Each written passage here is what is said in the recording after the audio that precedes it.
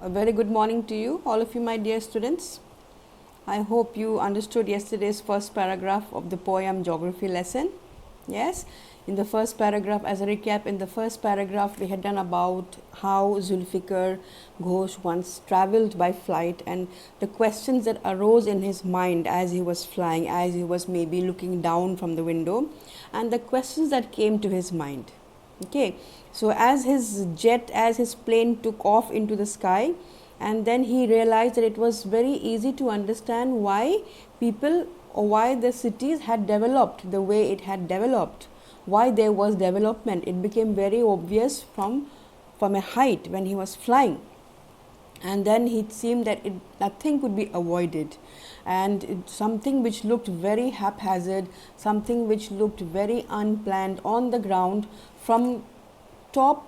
When you had an aerial view, when you are flying and then you look down, then you realize things are not as haphazard or not as unplanned as they seem to be when you are down walking on the ground. Things are very, very different when looking down from up. He realizes that nothing is haphazard, everything has been planned properly, and people have built their houses in a proper way. Everything looks very planned from high above. This is what we had done yesterday. Today we'll continue with the full paragraph, full poem, and then I'll also give you the summary. Please copy the summary in your copies. I hope yesterday you've copied the objectives. After objectives, please copy the summary in your copies. Okay, that's coming up, the explanation of paragraph 2 and paragraph 3. So I have given you the picture of the first paragraph as well. I'll just read that and then I'll move on to the second paragraph. When the jet sprang into the sky, it was clear why the city had developed the way it had. Seeing it scale 6 inches to the mile, there seemed an inevitability about what on ground had looked haphazard, unplanned, and without style when the jet sprang into the sky. So that's what I explained to you in my introduction. And that's what I did yesterday with you. Now let's continue. When the jet reached 10,000 feet, it was clear why the country had cities where the rivers ran and why the valleys were populated. The logic of geography, that land and water attracted man, was clearly delineated when the jet reached 10,000 feet. So as the jet is going higher and higher, reaching a height of about 10,000 feet, it became very, very clear to the poet, that is Zulfikar Ghosh, that why the country had cities where the rivers ran. It's very, very obvious. Remember, if you've done your history, you will know that people made their dwellings, or people began to live where there was water. Water was necessary for drinking, for agriculture, for industries, for everything. And so slowly houses began to be built next to the river because of the water supply. So as Zulfikar Ghosh was going higher and higher, it became very clear to him why cities sprang up, or why cities came up where rivers were, and why the valleys were populated. Assam is a valley also, isn't it? So why is Assam, Guwahati so populated? It's because of the river Brahmaputra. Because of the water that is there, people began to live near about the river. So that understanding became very, very clear to Zulfikar Ghosh, 10,000 feet above the ground. The logic of geography, that land and water attracted man. So man was attracted by land and water. Wherever there was land, wherever there was water, man built his home, built his house, because he clearly needed, or he needs, water and land. More importantly, water. The logic of geography, that land and water attracted man, was clearly delineated. Delineated means shown. It is very, very clear by the number of people. As you move away from the river, as you go further away from the river, you will come to see that there are very few people living. You will find most people living near rivers, near water supply, where there is water. So that was very, very clearly seen from 10,000 feet. When the jet reached 10,000 feet. So that became very clear to Zulfikar Ghosh. Okay. Now, when the jet rose 6 miles high, now the jet is going higher and higher. When the jet rose 6 miles high, it was clear the earth was round and that it had more sea than land. So as he went higher, he had a better view of the earth. And then he comes to realize, or then he came to realize, that there is more sea, more water, that is, more water than land. That he could see from 6 miles high. Yes, it became very clear to him that the earth was round and that there was more water than land. That is what we already know, yes. The earth is made up of 70% water and 30% land, that we all know. So that also became clearer to Zulfikar Ghosh. But let's see what happens in the next. So as the poet reached 6 miles high above the ground, it became very clear to him that there was more sea than land. But one thing was very difficult for him to understand.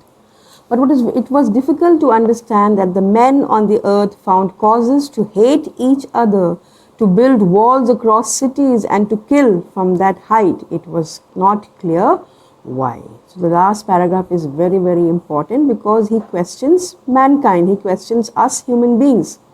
It became very difficult for him. He could not understand why. As we also don't understand why there are people dying, why are people getting killed. Now you saw the trains being stopped in Bihar and how the people sitting in the train are being stoned. So we don't understand the reason why. Yes, we don't know what is behind it. Maybe those people also want to come in the train. We don't understand.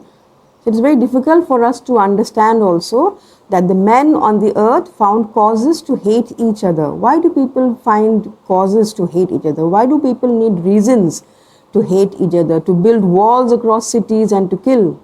Wherever we go, even if we have to go to Shillong, we want to enter Shillong, we have to pay money at the toll gate. So why is that wall built there? It's a kind of a wall, isn't it?